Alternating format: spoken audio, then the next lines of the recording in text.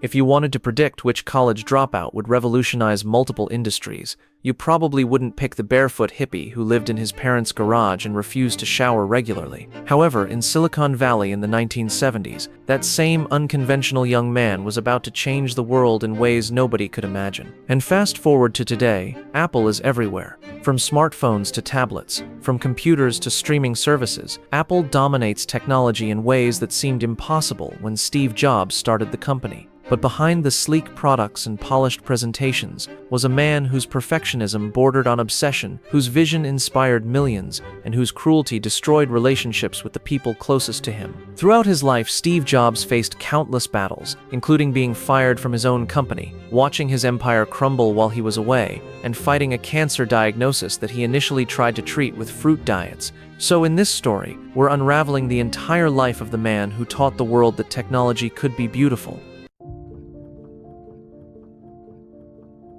Stephen Paul Jobs was born on February 24, 1955, to Joanne Schiebel and Abdul Fattah Jandali, two graduate students who were unmarried. In conservative 1950s America, having a child out of wedlock was scandalous, so they made the difficult decision to put their baby up for adoption. Paul and Clara Jobs, a machinist and an accountant, adopted the infant and promised his birth mother they would send him to college. They moved to Mountain View, California, right in the heart of what would become Silicon Valley. Paul Jobs worked in a garage workshop, and from an early age, young Steve was fascinated by his father's craftsmanship and attention to detail. Paul taught Steve that even the parts of a product that nobody would see had to be perfect. This lesson would become central to Steve's philosophy. Perfection wasn't just about appearances, it was about respect for the craft itself. But while Paul was patient and methodical, Steve was impatient and demanding. Even as a child, Steve was brilliant but difficult. He was bored in school, acted out constantly, and his teachers struggled to handle his combination of intelligence and arrogance. When he was 7, he discovered he was adopted, which created a deep sense of abandonment that would influence his personality for the rest of his life. He became even more demanding of perfection from others, as if proving that he deserved better than being given away. By high school, Steve had discovered two things that would shape his future: electronics and Eastern philosophy. He became friends with Steve Wozniak, electronics genius 5 years older, who could build incredible devices but had no interest in business. Meanwhile, Steve Jobs experimented with LSD, meditation, and vegetarianism, believing that alternative lifestyles could unlock higher consciousness.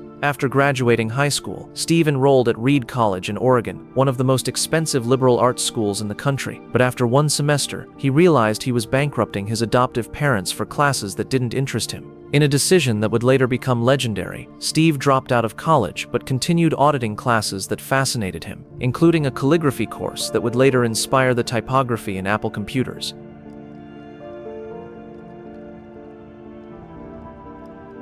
In 1976, Steve Wozniak built something that would change history, a personal computer that was smaller, cheaper, and easier to use than anything available. While other computers required technical expertise to operate, Woz's machine could be used by regular people. But Wozniak wasn't interested in starting a business. He was happy working at Hewlett-Packard and giving away his designs for free. Steve Jobs saw something Wozniak didn't: the revolutionary potential of personal computers. While Woz saw his creation as a clever engineering project, Jobs envisioned a future where every household would have a computer. He convinced his reluctant friend that they should start a company to sell the computers. They needed $1,300 to build the first batch of computers. Jobs sold his Volkswagen van and convinced Wozniak to sell his HP calculator. On April 1, 1976, they officially founded Apple Computer Company in the Jobs family garage. Steve Jobs was 21 years old. The first product, later known as the Apple I, was basically a circuit board that customers had to assemble themselves. It wasn't particularly user-friendly, but it was revolutionary for electronics enthusiasts. Jobs convinced a local computer store to order 50 units, giving Apple its first real sale. But Jobs was already thinking bigger. He wanted to create a computer that came fully assembled in an attractive case with clear documentation. This became the Apple II, and it would make Apple one of the fastest-growing companies in American history. The Apple II, launched in 1977, was a masterpiece of engineering engineering and marketing. Wozniak had created elegant hardware that was both powerful and reliable. Jobs insisted on a sleek plastic case and convinced the team to add color graphics capabilities, making the Apple II perfect for games and education. Most importantly, the computer came completely assembled and ready to use. Sales exploded. Within 3 years, Apple went from a garage startup to a company generating $100 million in annual revenue. When Apple went public in 1980, it was the largest IPO in history at that time, creating more millionaires than any company since Ford Motor Company.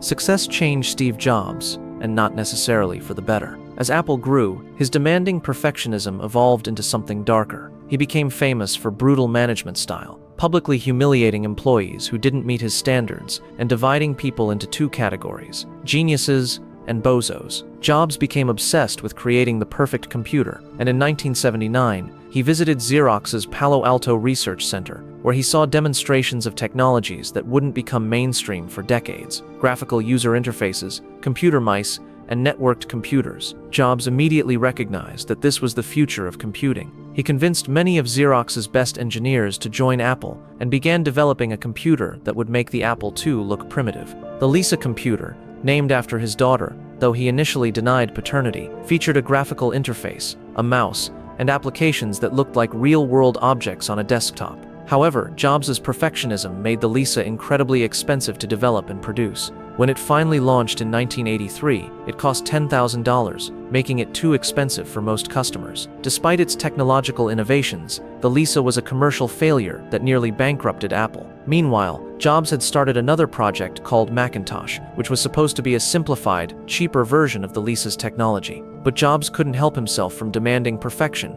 and the Mac's development became an obsessive quest that consumed everyone involved. The original Macintosh team worked 90-hour weeks under Jobs' relentless pressure. He demanded that even the internal components be beautiful, that the computer's startup time be reduced by seconds, and that every detail be perfect. The team called themselves pirates, and Jobs encouraged their belief that they were revolutionizing the world. When the Macintosh launched in 1984 with the famous 1984 Super Bowl commercial, it seemed like another Apple triumph. The computer was indeed revolutionary, featuring the first successful graphical user interface in an affordable computer. But there were serious problems beneath the surface. Jobs had insisted that the Mac be a closed system, meaning customers couldn't upgrade or modify it. He had also refused to include certain features like a hard drive or expansion slots, believing that Apple knew better than customers what they needed. Most critically, the Mac was significantly underpowered for its ambitious software.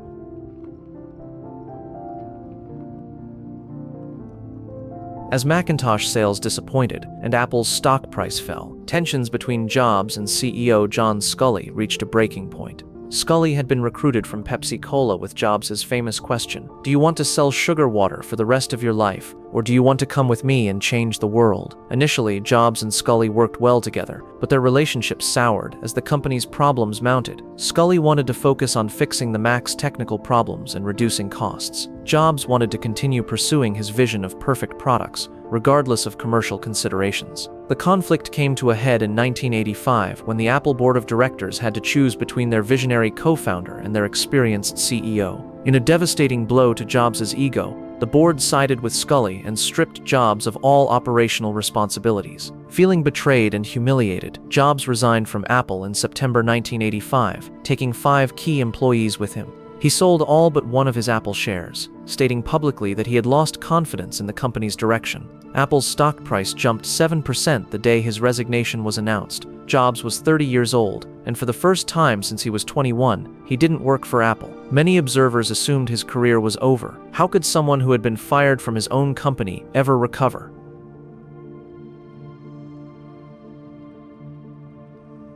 After leaving Apple, Jobs started a new computer company called Next, convinced he could build a better computer without the constraints that had limited him at Apple. He recruited some of Apple's best engineers and set out to create the ultimate computer for universities and businesses. Next computers were technological marvels, featuring advanced software, beautiful industrial design, and innovative features years ahead of their time. But Jobs' perfectionism made them incredibly expensive to produce, and his arrogance alienated potential customers. After years of development and hundreds of millions in investment, Next sold fewer than 50,000 computers. While Next struggled, Jobs made an unexpected move into entertainment. In 1986, he purchased the computer graphics division of Lucasfilm for $10 million, renaming it Pixar Animation Studios. Most people saw this as an expensive hobby, but Jobs recognized the potential of computer animation. Pixar's early years were difficult. The company burned through Jobs' money while struggling to find a viable business model. They tried selling expensive computer hardware, then custom animation software, but nothing worked. Jobs was spending millions of his own money to keep the company alive, and many advisors told him to shut it down. The breakthrough came when Disney contracted Pixar to create a full-length animated movie using computer graphics. Toy Story, released in 1995, was not only a technical achievement, but also a storytelling masterpiece that proved computer animation could compete with traditional hand-drawn films. Pixar went public the same week Toy Story was released, and Jobs' stake in the company made him a billionaire.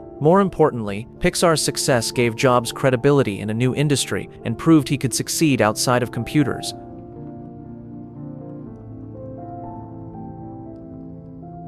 While Jobs was building Pixar, Apple was slowly dying. Without their co-founder's vision and marketing genius, Apple had become just another computer company. They had lost their way, creating dozens of confusing products that didn't inspire customers or differentiate Apple from competitors. By 1996, Apple was so desperate they began looking for a new operating system to replace their aging software. In an ironic twist, they decided to purchase Next, bringing Steve Jobs back to the company he had co-founded 20 years earlier. Initially, Jobs returned as an advisor, but it quickly became clear that Apple needed his leadership to survive. CEO Gil Amelio was fired, and Jobs became interim CEO, a position he held for 3 years before dropping the interim part. Jobs' first priority was simplifying Apple's chaotic product line. The company was making dozens of different computers with confusing names and unclear purposes. Jobs eliminated most products, focusing on a simple matrix, desktop and portable computers for both consumers and professionals.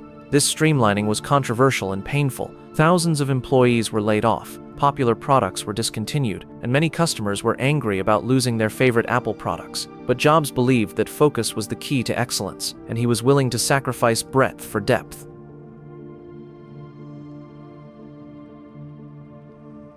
Jobs' most important hire was Jonathan Ive, a British designer who shared his obsession with beautiful, functional design. Together, they began creating products that were not just technologically advanced but also aesthetically stunning. The iMac, launched in 1998, announced Apple's return to relevance. The computer was fast and capable, but what made it revolutionary was its design, a translucent, colorful case that looked like nothing else in the computer industry. In a world of beige boxes, the iMac was a work of art that people wanted to display prominently. More importantly, the iMac was incredibly easy to use. Jobs had eliminated unnecessary features and complexity, creating a computer that customers could literally plug in and use immediately. This focus on simplicity would become central to all of Apple's future products. Following the iMac's success, Jobs began expanding Apple's vision beyond computers. He had realized that the future of technology was mobile, and he wanted Apple to create devices that people would carry everywhere. The iPod, launched in 2001, revolutionized the music industry. While other companies had created portable music players, the iPod was the first that was both technically excellent and beautiful to use. Jobs' obsession with details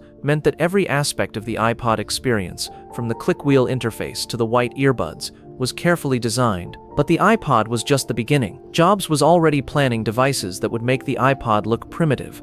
The iPhone, announced in 2007, was Jobs' masterpiece. He had recognized that mobile phones would become the most important computers in people's lives, and he was determined that Apple would define that future. The iPhone eliminated physical keyboards, styluses, and multiple buttons in favor of a large touchscreen controlled by fingers. This was revolutionary at a time when successful smartphones like the BlackBerry were dominated by tiny keyboards and complex menu systems. More than just a phone, the iPhone was a pocket computer capable of running sophisticated applications, browsing the internet, and playing media. Jobs positioned it as 3 devices in one: a phone, an iPod, and an internet communicator. The iPhone's launch was vintage Steve Jobs theater. His presentation was flawless, building excitement for each feature before revealing the complete product. When he pulled the iPhone from his pocket and showed how it worked, the audience erupted in applause. Critics initially dismissed the iPhone as expensive and unnecessary, Business customers preferred BlackBerry's keyboards,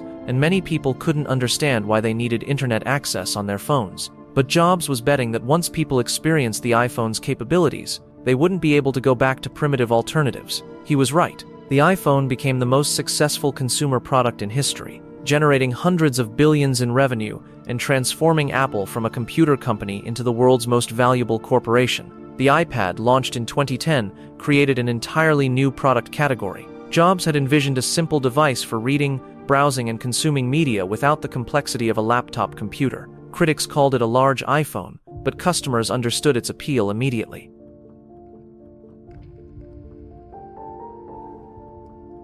By 2010, Steve Jobs had achieved something unprecedented. He had revolutionized multiple industries and built Apple into one of the world's most valuable companies. But privately, he was fighting a battle he couldn't win through perfectionism and willpower. In 2003, Jobs had been diagnosed with pancreatic cancer. Initially, he had refused conventional treatment, believing he could cure himself through dietary changes and alternative medicine. This decision may have cost him precious time in fighting the disease. Even as his health declined, Jobs remained obsessed with Apple's products and future. He continued working on new designs, approving marketing campaigns, and planning product launches years in advance. His dedication to the company he had built was absolute. Jobs' final public appearance was the introduction of the iPad 2 in March 2011. Despite his gaunt appearance and obvious illness, he delivered a masterful presentation that demonstrated his continued passion for Apple's mission. He resigned as CEO in August 2011, writing to the Apple board, "I have always said if there ever came a day when I could no longer meet my duties and expectations as Apple's CEO,